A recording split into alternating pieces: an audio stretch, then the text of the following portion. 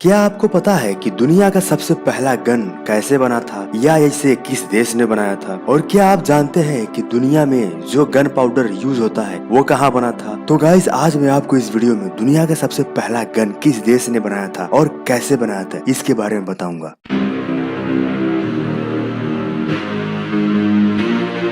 क्या आपको पता है कि आज के प्रेजेंट टाइम में जो गन यूज होता है उसकी शुरुआत कब से हुई है? यदि आपको ऐसा लगता है कि इसकी शुरुआत 200 या 300 साल पहले हुई थी तो आप गलत सोच रहे हैं। गाइस दुनिया का सबसे पहला गन चाइना में बना था, वो भी आज से लगभग 1000 साल पहले 10वीं शताब्दी में, और 12वीं शताब्दी तक यह पूरे एशिया में फैल चुका था और 13वीं शताब्दी आते आते यह पूरे यूरोप तक फैल चुका था। मैं आपको दुनिया की पहली गन कैसे बनी थी उस बारे में बताने से पहले आपको ये बता दूं कि दुनिया में सबसे पहले गन पाउडर कहाँ बना था, क्योंकि गन पाउडर के बिना कोई भी गन किसी काम की नहीं होती। गाइस गन पाउडर को भी चाइना ने ही बनाया था और गन पाउडर को गन से 100 साल पहले ही बना लिया गया था। चीन ने ही 9वीं शताब्दी में गन पाउडर का भी आविष्कार कर लिया था। तो चलिए जानते हैं कि दुनिया की सबसे पहली गन को कैसे बनाया गया था।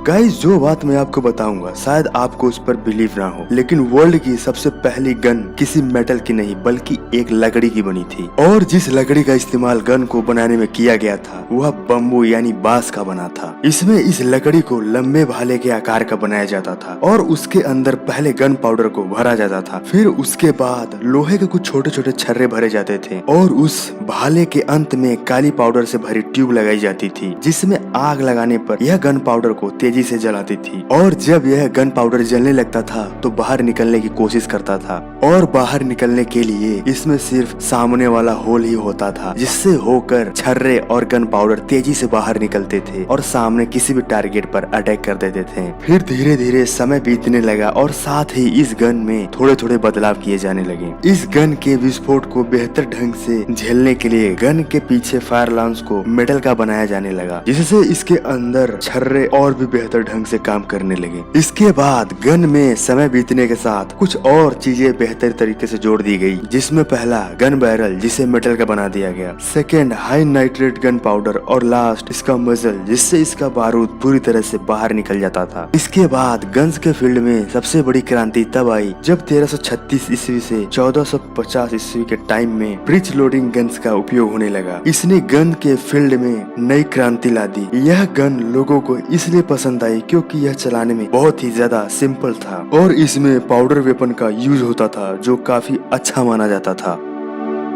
गाइस क्या आपको पता है कि यूरोप में 14वीं शताब्दी में सबसे पहले छोटे और हाथ से पकड़ने वाले तोपों को बनाया गया था, और सबसे पहली बार रैपिड फायर गैटलिंग गन को रिचर्ड गैटलिंग ने 1800 में अमेरिकी सिविल वॉर के समय बनाया था।